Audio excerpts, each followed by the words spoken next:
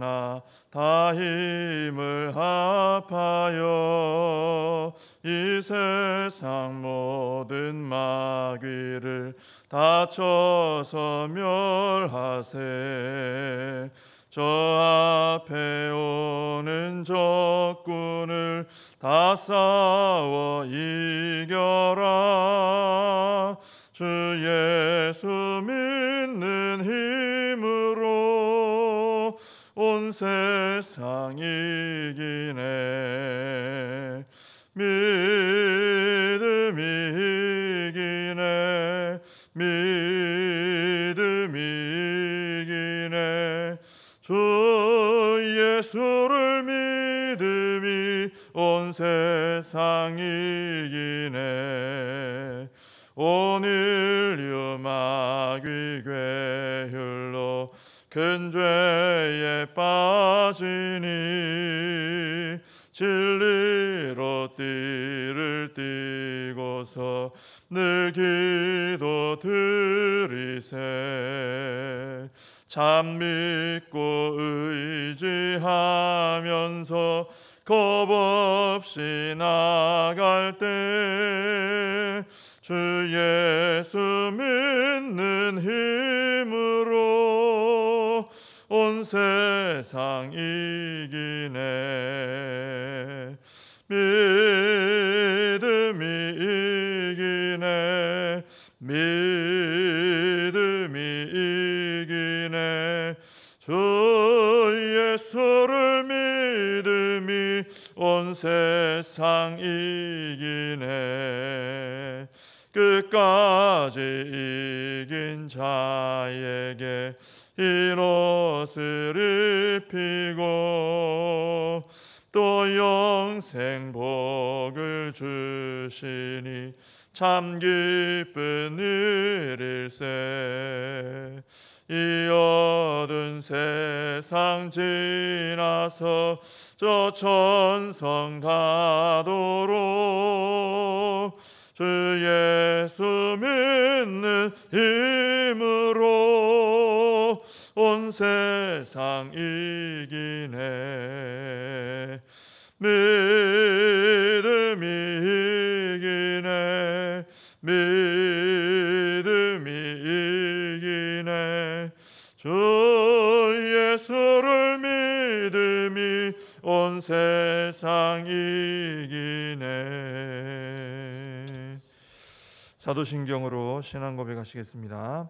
전능하사 천지를 만드신 하나님 아버지를 내가 믿사오며 그 외아들 우리 주 예수 그리스도를 믿사오니 이는 성령으로 잉태하사 동정녀 마리아에게 나시고 본디오 빌라도에게 고난을 받으사 십자가에 못 박혀 죽으시고 장사한 지 사흘 만에 죽은 자 가운데서 다시 살아나시며 하늘에 오르사 전능하신 하나님 우편에 앉아 계시다가 저리로서 산 자와 죽은 자를 심판하러 오시리라.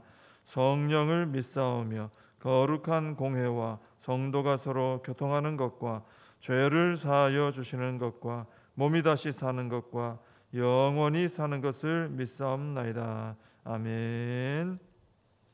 사무엘상 17장입니다. 사무엘상 17장 1절부터 11절까지 말씀을 봉독해 드리겠습니다. 블레셋 사람들이 그들의 군대를 모으고 싸우고자 하여 유다에 속한 소고에 모여 소고와 아세가 사이에 에베스 담밈에 진침해 사울과 이스라엘 사람들이 모여서 엘라 골짜기에 진치고 블레셋 사람들을 대하여 전열을 벌였으니 블레셋 사람들은 이쪽 산에 섰고 이스라엘은 저쪽 산에 섰고 그 사이에는 골짜기가 있었더라. 블레셋 사람들의 진영에서 싸움을 도두는 자가 왔는데 그의 이름은 골리앗이요 가드 사람이라.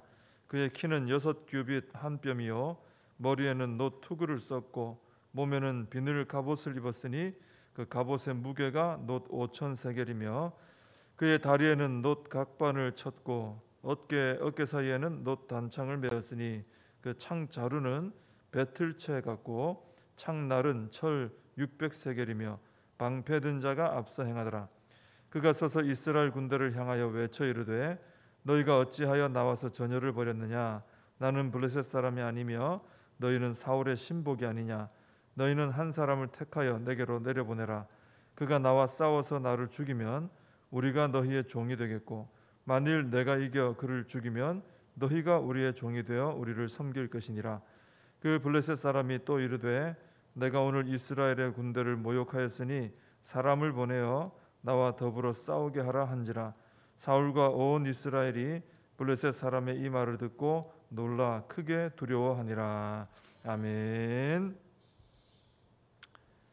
오늘 이제 이 본문에 보면 다시 이제 블레셋과의 이제 전쟁이 시작이 됩니다. 블레셋은 계속 이제 이스라엘을 괴롭히죠. 좀 많이 약해지면서도 또 계속 더 공격해서 그 공격을 멈추지 않는, 계속 이스라엘을 좀 집어삼켜서 종으로 만들려고 하는 이런 모습을 보여줍니다. 가만히 보면 이스라엘은 평안한 날보다 이렇게 자꾸 전쟁하고 또 주변 국가를 통해 괴롭힘 당하고 또 포로로 끌려가고 이런 때가 더 많은 것처럼 느껴집니다. 근데 우리 성도의 삶도 그렇죠. 마귀가 계속해서 이 성도를 공격을 하기 때문에 그렇습니다. 가만히 내버려 두질 않죠. 근데 전쟁도 많고 우리 성도의 삶에 또 괴롭히는 세력도 많을 수 있고 문제도 많이 있을 수 있고 포로 생활까지 하게 되고 이런 일이 있어도 하나님은 그 모든 것보다 강하시기 때문에 우리가 염려할 것은 없다 하는 것입니다.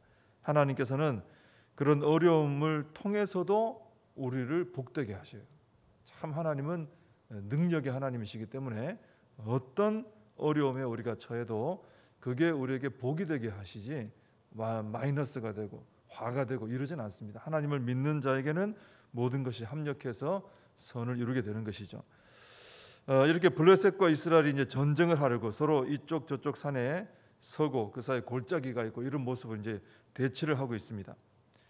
근데 블레셋 사람들의 진영에서 싸움을 돋우는 자가 나왔어요. 특이한 표현이죠. 싸움을 돋운다. 원래 의미는 싸움을 돋운다 하는 이 말이 사이를, 양쪽 사이를 왕래하는 자 이런 의미라고 합니다.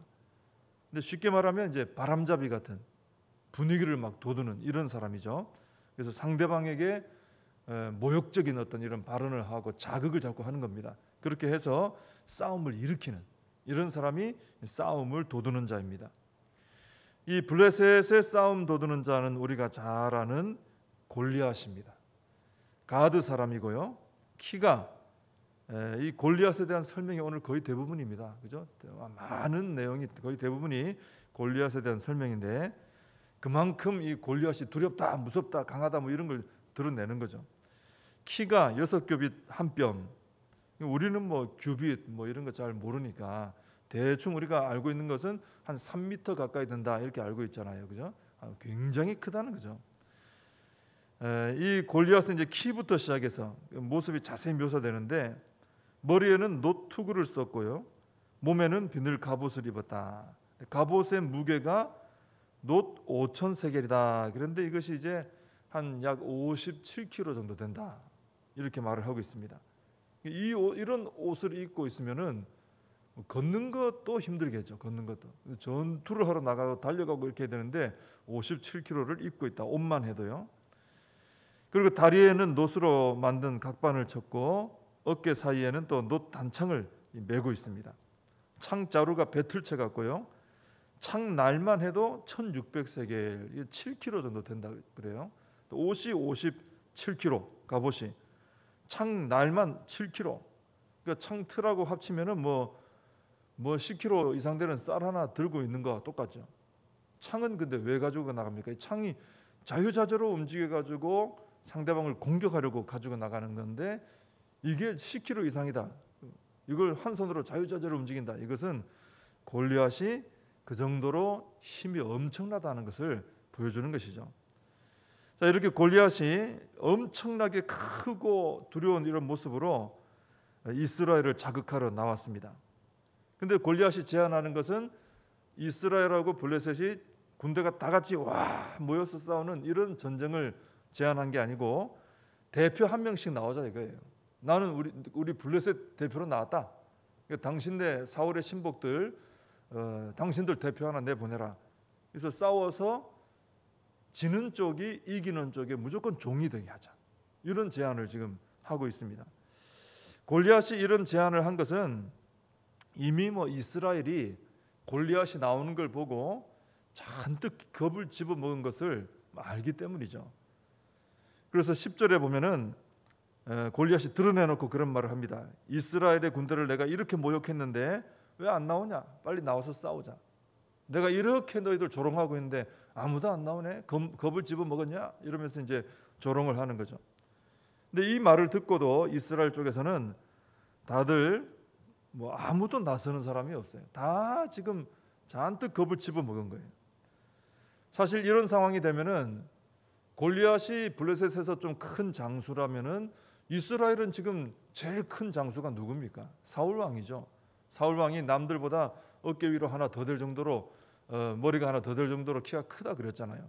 아주 좋은 이 풍채를 가지고 있죠. 그나마 그래도 사울이 나와줘야 돼요. 근데 사울 왕이 처음에 이제 왕 기름 부음 받고 있을 때 그때는 굉장히 하나님의 영이 임해가지고 다른 나라 군대들이 쳐들어와도 두려워하는 게 조금도 없었어요. 그냥 막 뛰쳐나가 이겼습니다. 믿음으로.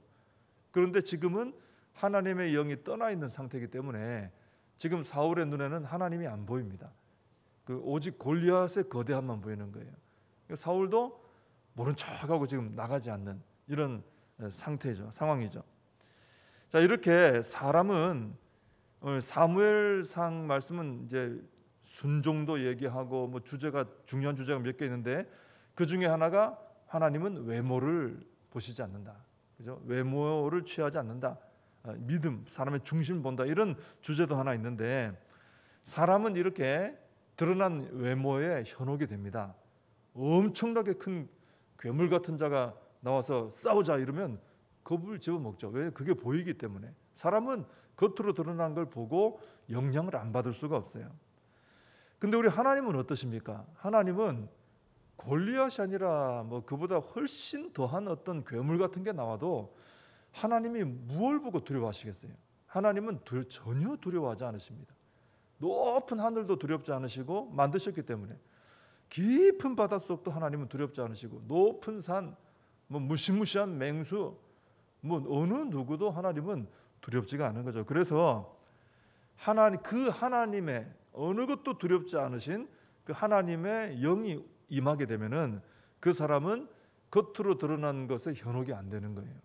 두려워하지도 않고 흔들리지도 않게 되는 거죠. 골리앗이 나와도 두렵지 않게 되는 것이죠. 근데 오늘날에도 마귀는 이 골리앗 같은 이런 모습을 쫙 드러내면서 성도들을 협박을 하고 압박을 하고 막 몰아칩니다. 이 세상의 거대함을 가지고 막 눌러대요. 그래서 성도들 마음에 어떤 마음을 심어주냐면은 마치 사울과 이스라엘이 골리앗 보면서 느끼는 생각이죠. 야, 저거하고 맞서 싸우다는데 죽겠구나. 그러니까 마귀가 오늘날에도 성도들 마음에 내가 세상하고 맞서 싸우다가는 내가 죽을 수도 있겠구나. 이런 마음을 심어주는 거죠. 그래서 신앙적으로 성도님들이 어떻게 합니까? 이 많은 분들이 이 신앙적으로 자꾸 타협을 해요. 두려워서 타협하는 거예요. 또 신앙적으로 물러서고 포기하고 그런 결과가 자꾸 나오는 이유가 이 마귀가 이 세상의 어떤 거대함, 골리앗 같은 거대함을 가지고 막 압박을 하니까 그게 크게 보이니까 그렇게 타협도 하고 물러서고 포기하고 이런 신앙이 되는 경우가 있는 것입니다. 그래서 이것을 이기려면은 답은 분명합니다. 성도가 진리와 성령으로 충만해야 됩니다. 그래야 믿음을 지키고 싸워 이길 수 있는 것이죠. 내 안에 하나님의 영이 충만해야 이길 수 있는 것입니다. 세상이 골리앗처럼 이렇게 크고 두렵게 보이면은 성도는 그 두려움 때문에 패배하게 됩니다. 무릎 꿇게 되고 돌아서게 되고 타협하게 되고 이런 안 좋은 어떤 결과들이 나오는 거죠. 그래서 성도는 어떤 사람이 되어야 되느냐 하면은 지금도 세상이 거대한 모습으로 나 안 무섭냐? 너 그래도 믿음 지킬 거냐? 그죠? 그래도 너 그렇게 예수님 사랑하고 살 거냐? 이러면서 거대한 골리앗 같은 모습으로 이제 압박을 해오는데 성도가 어떤 사람이 되어야 되느냐? 하나님이, 그죠? 세상이 그렇게 거대한 모습으로 압박해와도 그 세상과 비교가 안 될 정도로 크신 하나님의 그 위대하심이 보이는 사람이 되어야 된다 하는 것입니다. 아까도 말씀드렸지만 하나님의 영이 충만하고 하나님의 그런 위대하심이 보이기 시작하면은 세상의 거대함은 아무것도 두렵지 않은 것이 된다 하는 것입니다. 그래서 골리앗보다 더한 것이 공격을 해도 하나님의 영이 충만하고 하나님의 위대함이 보이는 사람은 조금도 두렵지 않고 담대하게 싸워 승리할 수 있게 된다 하는 것입니다. 오늘 이 새벽에 우리에게 그 하나님의 영이 임하고 세상의 어떤 공격에도 두려워하지 않고 하나님의 위대함을 보면서 믿음을 지키며 살아가는 이런 은혜와 축복이 임하시기를 바랍니다. 기도하겠습니다. 하나님 아버지, 골리앗이 이스라엘을 협박하고 이스라엘은 그것을 두려워했던 것처럼 오늘날에도 마귀는 골리앗 같은 이 세상을 통해서 성도들의 믿음을 또 압박하고 또 공격하고 위축시키는 일들이 일어나고 있음을 보게 됩니다. 하나님, 이러한 마귀의 공격 앞에 저희들이 승리하려면은 하나님의 영으로 충만해야 되고 또 세상의 크고 두려운 모습보다 비교가 안 될 정도로 크신 하나님의 위대함을 보는 사람들이 되어야 할 줄로 믿습니다. 저희들이 그런 복을 받게 해주셔서 영적 싸움에서 조금도 물러서지 않고 담대한 믿음으로 싸워서 승리하는 우리 모두가 되게 하여 주시옵소서. 예수님의 이름으로 기도하옵나이다. 아멘. 주님 가르쳐 주신 기도로 예배를 마칩니다. 하늘에 계신 우리 아버지여, 이름이 거룩히 여김을 받으시오며 나라의 임하옵시며 뜻이 하늘에서 이룬 것 같이 땅에서도 이루어지이다. 오늘날 우리에게 일용할 양식을 주옵시고 우리가 우리에게 죄 지은 자를 사하여 준 것 같이 우리 죄를 사하여 주옵시고 우리를 시험에 들게 하지 마옵시고 다만 악에서 구하옵소서. 대개 나라와 권세와 영광이 아버지께 영원히 있사옵나이다. 아멘. 말씀 붙들고 기도하시고 우리 나라와 민족을 위하여 이 코로나 사태가 속히 또 잘 해결될 수 있도록 은혜를 구하시고 우리 교회를 위하여 우리 자녀들 다음 세대를 위해서 우리 또 사명 붙들고 함께 기도하겠습니다.